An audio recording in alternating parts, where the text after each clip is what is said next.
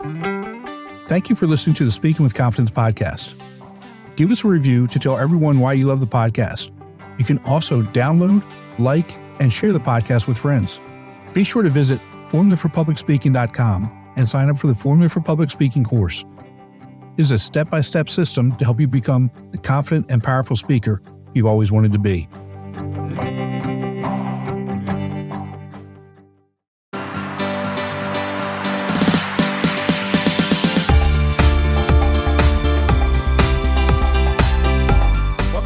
Confidence, the podcast dedicated to helping you unlock the power of effective public speaking.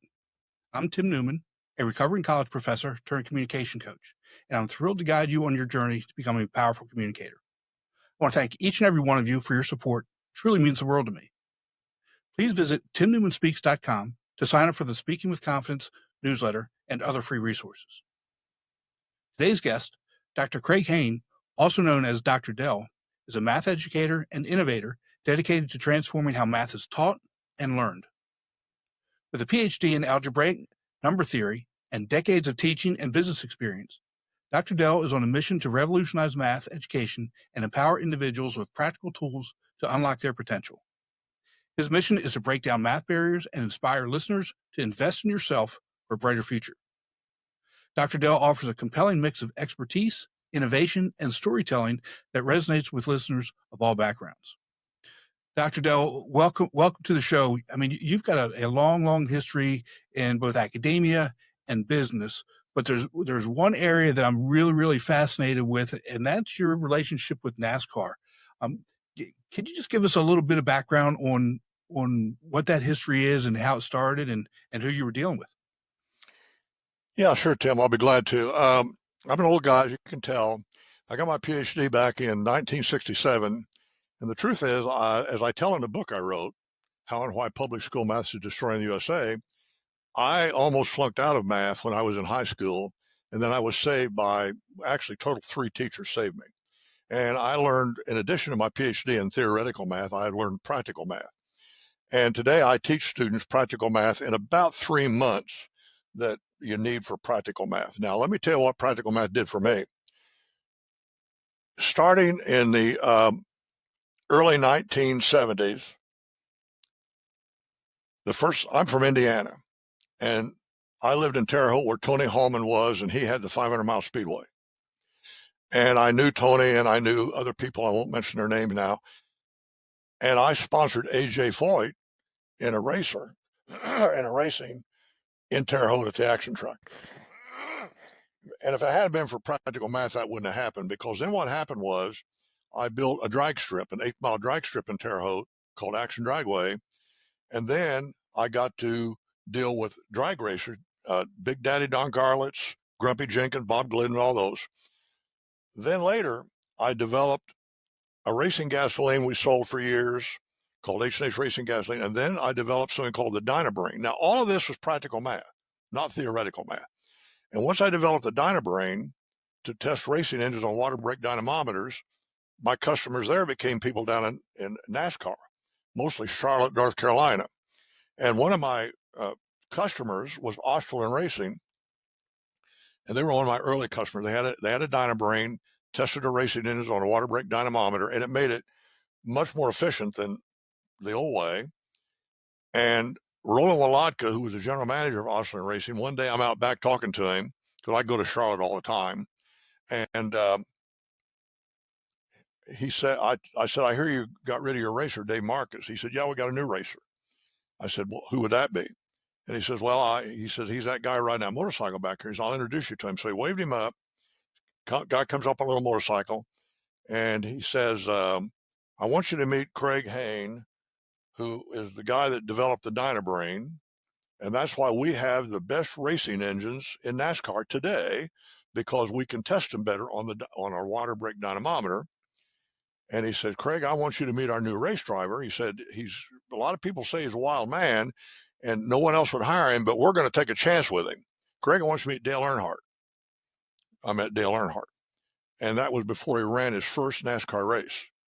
And then he went ahead that year and ran 5 races. But the next year he won Rookie of the Year. The year after that, he won Grand National Champion. And of course, when I would be down there, I would meet the racers. I knew virtually all the racers I knew at that point in time. This would have been in the late 70s. And I knew Richard Petty. I used to go up there and go to his place, and his brother ran their dynamometer, and knew Junior Johnson and Cale Yarborough and Darrell Waltrip. I knew all those guys, Buddy Baker. And all of this is because of practical math. Now, today, I have a program online. Back then, I loved teaching high school math. That was my favorite thing. I did it for years and years. I loved to teach it. It was very difficult to do in the old days. Now, today, thanks to the scientific calculator, TI-30XA, the first thing I do is I teach a student how to use this calculator, the things they need to know on it, which is just a small part of what they need. And then I teach them practical math. And I have a website today where they can go to, and they can learn all about this. I have 4 videos that are educational. And those educational videos will teach a student or a parent what they need to know to be successful with math. No schools are doing it today. You can't get it in any school I've heard of. There's no textbooks that do it, but it's online and it's easy to do. And so they go there, and those 4 educational videos will teach them how to dramatically improve their life for $9. So you bring up something, and I just want to make sure that everybody understands what we're talking about here. Explain the difference between theoretical math and practical math. Oh, there's a huge difference. Theoretical math, in both subjects, you study concepts and you understand what's a triangle, what's a circle, things of that nature. But then you've got to learn processes to apply those things to all sorts of different things, whatever it might be. I've applied it to building a drag strip, the Dynabrain, all sorts of things, any technical subject. Then I had a company called Hane Training, where we trained over 2.5 decades. We trained thousands of technicians in the military and in big companies, all practical math. Now, first of all, you learn arithmetic, and you learn there's all these manual techniques to do things. But if you take this calculator, which today costs about $16, you do all your arithmetic with a calculator, but you got to learn to do it. That's the first thing I teach a student, how to use a scientific calculator. I'm talking about post-elementary now, starting, say, the 8th grade, teenagers, how to use this calculator. They learn it in about 2 or 3 weeks. It's like playing a game. It's fun. A lot of students today in high school and middle school have struggled with math. They don't like it. They're afraid of it. In fact, I'd say 80% of them are afraid of it and don't like it. None of them are being taught properly.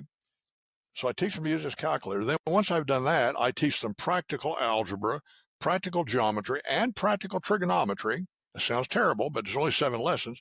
I teach them that, and they learn it in about 3 months. Now they're ready for the military. They're ready for a technical career. It also will help them in their high school math, which is still horrible. High school math today, and it varies from school to school and teacher to teacher. There's no uniformity to it. Believe me, if you say, well, I studied Algebra 1, what does that mean? Depends on which school you went to, what teacher you had. It could be all sorts of different things. And I flunked Algebra. Well, I didn't do well in Algebra 1 when I was in high school. And I was told by my principal, Craig, you'll never go to college. No one in my family had ever gone to college. Craig, you'll never go to college because you didn't do well in algebra. I lived in Greencastle, Indiana. We had a school there called DePaul University. My senior year, by the way, I did good in geometry. I had a good teacher for geometry. My senior year, she recommended I go to DePaul and take college algebra. My principal didn't want me to. He said I embarrassed the school, but I had a good teacher, Dr. Clint Gass, and I got an A in it. Whether you learn math or not depends, number one, what it is you're being taught, and number two, how it's being taught. Pardon me, when I talk, I get a little phlegm on my throat. You're good. So now I explain all that in a book called How and Why Public School Math is Destroying the USA. If you go to my website, craighane.com, CRAIGHANE.com, you get a free PDF copy of that book, and you'll learn about my story, things I've just now told you, and you'll also learn how today any student can learn math. There's only one grade that counts by way of math. That's A. You either know it or you don't know it. Anything other than an A, you didn't understand. There's something you didn't understand. And so when they take my program, it's pretty amazing. And I explain all that in the book, and then those 4 videos I told you about that they can go to. And I'll give you the URL for that. But you bring up some really good points, and I think a lot of it comes down to what you're being taught and who's teaching it. And so how did your early experiences in math education in particular really kind of guide you to where you are today? Because like you said, you had somebody who was really bad, and then you had somebody who was really good and helped you. How did that really kind of define who you are and get you to this point? Well, as you know, I'm 86 years old. I was born in 1938. And during World War II, my parents both worked. My dad worked in a war plant. My mother worked in town. And I lived next door to my Uncle Jack Davis, who was a barber and a builder. And he was 60 years old. And he taught me to count with Cheerios. I went to a little public school in Putnamville, Indiana. And I was the youngest kid in my class. I was 5 years old when my dad enrolled me there. And I couldn't skip. I couldn't sing. I was the dumbest kid in the class on just about everything they did, except Miss Lewis, Bernice Lewis, my teacher, decided to teach all of my classmates us to count. None of them had been taught to count because the parents were all working. It was World War II. Believe me, it was a different world. Different time, absolutely. So she gets us up, sit us down, and she's going to teach us to count. And some of them had learned to count maybe to 10, but they didn't really understand counting. My Uncle Jack had taught me how to count, taught me the decimal system, 10, 11, 12, on up. So she gave it to me, and I counted, and I just started counting. And when I got up into my 50s or 60s, she says, Craig, how far can you count? I said, well, I don't know. When you get to 99, you go to 100, and then you 101. It amazed her that I was the only kid in the first grade that learned how to count because of my Uncle Jack Davis. Not because I was no smarter than my classmates. So then she said, Craig, the next day she said, Craig, would you come up and help me teach your classmates to count? So I had my first teaching experience when I was 5 years old. And it was wonderful. My self-esteem went up, my self-confidence, and all of a sudden, everybody thought I was the smartest kid in the class. Oh, he's a genius. No. I was lucky I had my Uncle Jack Davis as a teacher. Then, all through the 8th grade, he taught me practical math. I've got some Uncle Jack videos that I give people. And any parent can do this. He wasn't a math teacher, he was a barber and a builder. Well, then, in the 9th grade in Greencastle, Indiana, we moved into town. As a freshman in high school, I took Algebra 1. And I didn't understand it, I didn't like it, and I didn't get a very good grade. And my principal said, Craig, you're never going to go to college. You're not college material. You're going to be a working man, just like your family. No one in my family had ever gone to college. My dad had an 8th grade education, which was common back then. Okay. Well, my sophomore year, I had geometry, and Miss O'Hare taught us how to prove theorems, which I like doing that. It's just reasoning. Right. By the way, that's not how I teach geometry today, but that's how she taught me. My junior year, I had algebra again with the same algebra teacher. Didn't do well again, but now I was a troublemaker. I kept asking questions. How do you do this? How does this work? Where did this quadratic formula come from? Where did it come from? He just said, shut up and learn it and apply it. He didn't know where it came from. Well, then my senior year, as I told you earlier, I went to DePaul and took college algebra with Dr. Clint Gass. So my Jack Davis, then Miss Madonna O'Hare was my geometry teacher. Then DePaul was Dr. Clint Gass, and he taught me. I took college algebra. He was a good teacher, and I got an A. He then got me into the #1 liberal arts college in the United States, Oberlin College. It's no longer #1, but back then it was. And it had a better math department than DePaul did because it was a more advanced college. I majored in math and English. And then after I graduated in 1960, I taught high school for a year at Western Reserve High School in Wakeman, Ohio. I taught all 4 grades And then I realized, up until then, I've been tutoring students, and I never had a failure as a tutor. But as a teacher, and I taught all 4 grades of math and chemistry, so some of the kids couldn't keep up, and I couldn't do anything about it. And so I wanted to know if there was any way I could revise high school math, but there was no way to do it at that time, no technology to let me do it. And so then I went back home that summer, and Dr. Gass asked me, he was my mentor now, and I always meet with him. He said, what are you going to do? And I said, I don't know. And he said, well, I'm going on sabbatical, second semester next year. Would you teach at DePaul? I said, oh, what do you want me to teach? He said, the advanced theory. Now, I know a lot of advanced theory, too. I don't teach it to my students. I only would teach that to students that really want to become a theoretical mathematician. And so anyway, he then said, well, why don't you go to graduate school? I never thought of it. Went down to Bloomington, Indiana, 40 miles away to Indiana University, and I enrolled as a grad student, and I loved it. It was easy for me. I loved it. And I hate math tests. There's no such thing as a good math test, in my opinion. So I didn't take the math test to get a master's degree. But to get a PhD, all I could do is write a thesis. And I did that. And in 1966, they gave me a PhD and made me go to work. And then I went to a teacher's college in Indiana called Indiana State University, where they taught math teachers. And they hired me to teach theoretical math to their math majors. And I stuck my nose into what they're teaching the high school teachers. And I tried to get them to improve it. And they got so mad at me, they fired me. So then I went and taught that was 3 years there. I taught at engineering school then for 4 years. And then I went into business. And I started doing the business I'm telling you about. Right.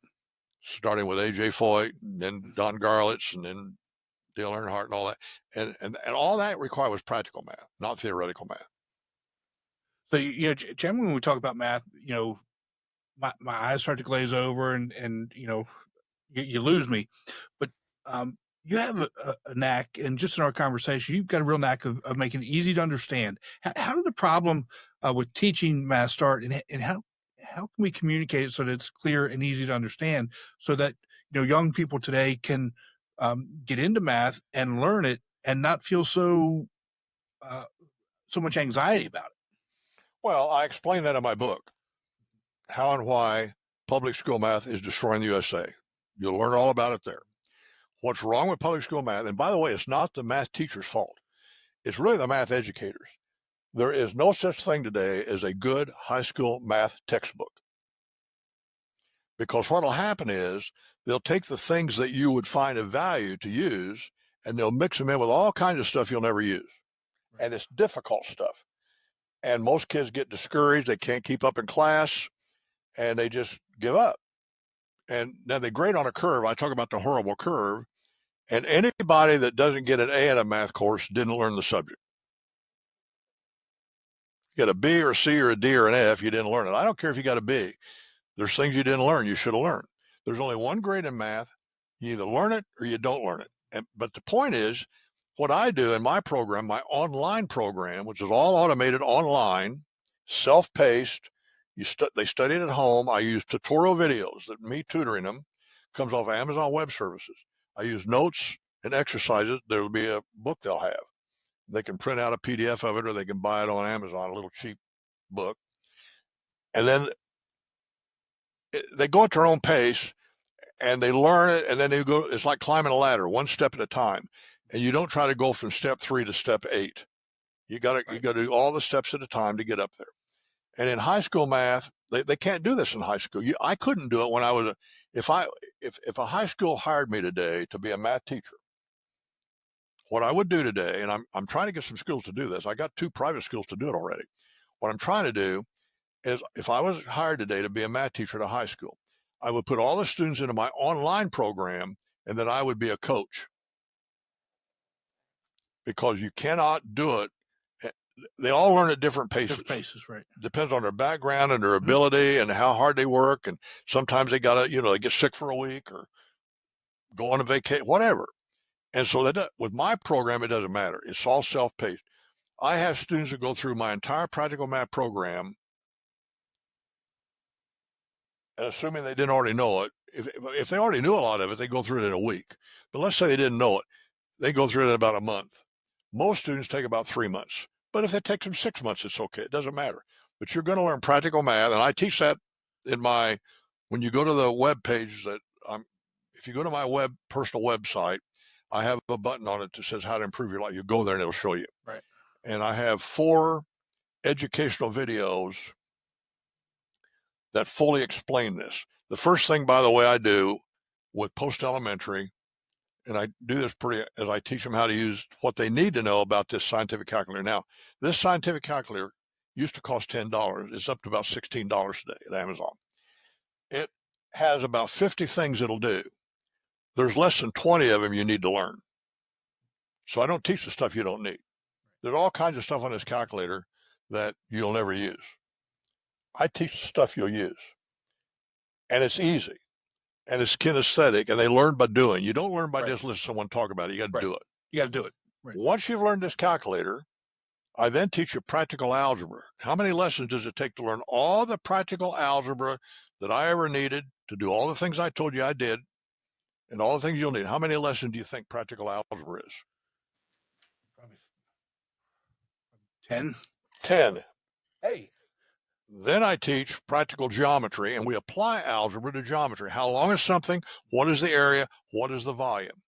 Now, 19 lessons, because we got triangles and circles and three-dimensional stuff, but it's all practical. And what makes it easy to do is we use the calculator to do all arithmetic calculations. You'll never, ever again do it manually. And that makes it so much easier. Now, before the calculators came out, you couldn't do that. In fact, when I taught in engineering school, to do the math, you had to do it manually, or they use what they call logarithm tables, right, and they put them on a slide rule called a slipstick. In 1972, when the first scientific calculator came out, the HP 35, those became obsolete. By the way, do you know how much that first calculator cost, the HP 35, in 1972? Is it probably $300? In today's dollars, $2,500. Oh my goodness! In today's dollars, at that time it was $395. Yeah. Now, Hewlett Packard thought they'd sell 10,000 of them to engineers. Students started buying them. I was teaching at an engineering school at that time, Rose-Hulman Institute of Technology in Indiana. I'll never forget. This calculator came out, and some of the students there had money. They could afford $395 if professors weren't going to spend it. And I asked one of the students one day, I said, show me this calculator. And he showed it to me.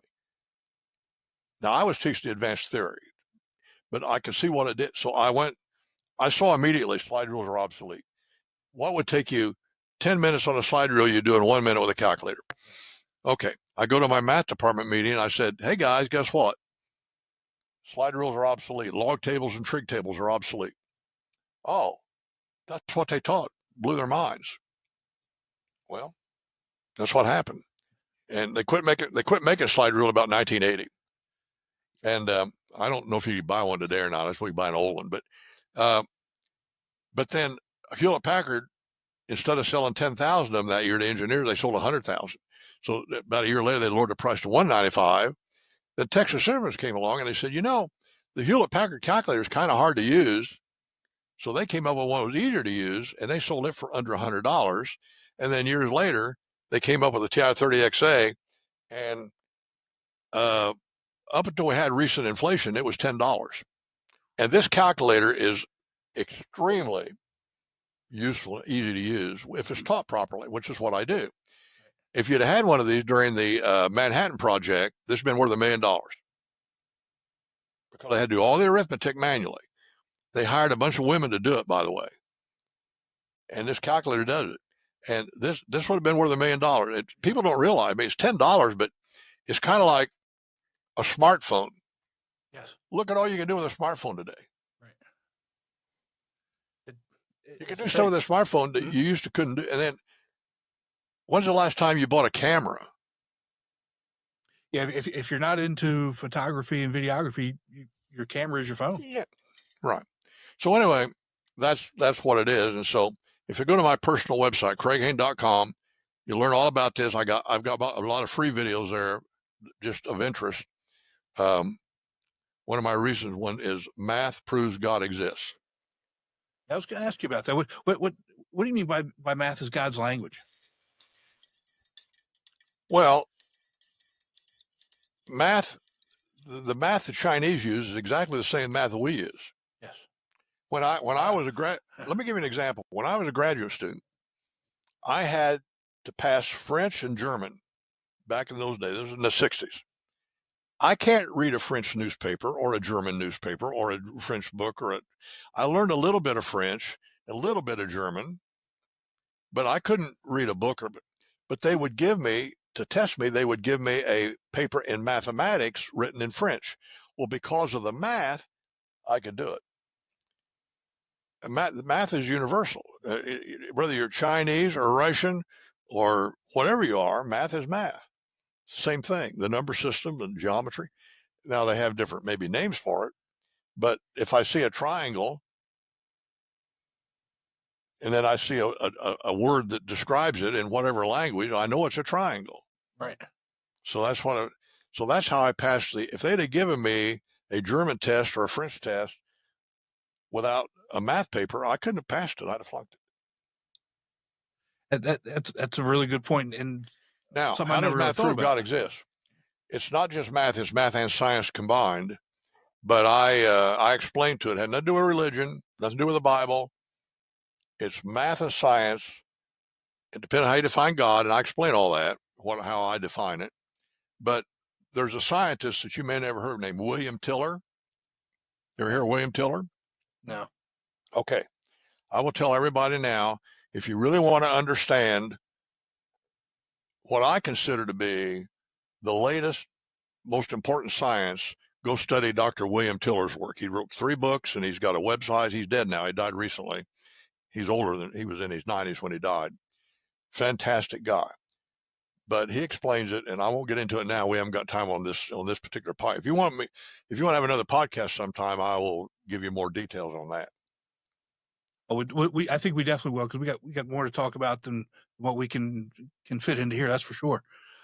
You know, there's another interesting concept that you talk about a lot, and it's the idea of what you believe is what will happen. How did that change your life? That whole idea. When I was 10 years old, my parents were not religious. They weren't atheists. They just didn't. They worked so hard, they never went to church. And we didn't. But my grandparents did, and they took me to the Nazarene Church in Greencastle, Indiana, and I had a Sunday school teacher named Theron York. And he taught me things out of the New Testament, the Golden Rule and things like that. But he also taught me that what you believe will come to pass. Like if you had enough belief, you can move a mountain. Remember that? It's in the Bible. Yep. And I believed him. And so all my life, now it's not what you desire, by the way, it's what you believe. There's a big difference between what you want and what you believe. All my life, I learned how to believe things. And I teach that in other places about it. And what I believed then came to pass. And it's happened many, many, many times. I believed I would go to college. And when I was told in the 9th grade, when I didn't do well in algebra, that you're not going to go to college, it really depressed me because I thought, well, how can that be? I believe I'm going. Well, then Miss O'Hare, my sophomore year in geometry, saved me. Had it been for her, but it happened. And I could go through story after story after story where I believed something and then it happened. Right. And I don't know. And it's part of understanding God and the non-physical world. God exists in what's called the non-physical world, by the way, which it exists. It's all, your body is both physical and non-physical. And when your physical body dies, your non-physical body exists in another. It's really not a time space. It's a frequency domain. That Tiller explains all that, by the way. That's science. Right. That's not nothing to do with the Bible or the Quran or any literature. Now they understood it, but Tiller explained it from a scientist. He's actually done experiments to prove it. I call him the modern Galileo. But that's, again, all very interesting things. And like I said, we could spend hours, or I could spend hours talking about a lot of these things, but really do appreciate you taking some time with us today. where can people find you? CraigHane.com. CraigHane.com. Just go there, and I have a tab that tells you how to improve your life, and that'll take you to what I told you about, the 4 videos that are educational. And basically what they'll do is they will tell you how to dramatically improve your life for $9. And like I said, I'll put that in the show notes, and for everybody to go, and they can also download your book there, and lots of other things. Dr. Dell, thank you so much for taking some time with us. I really do appreciate it. Tim, you're more than welcome, and God bless you, and God bless your listeners and everybody listening to this, okay? Thank you so much. Be sure to visit speakingwithconfidencepodcast.com to get free resources and join our growing community, and register for the Formula for Public Speaking course. Always remember, your voice has the power to change the world. We'll talk to you next time. Take care.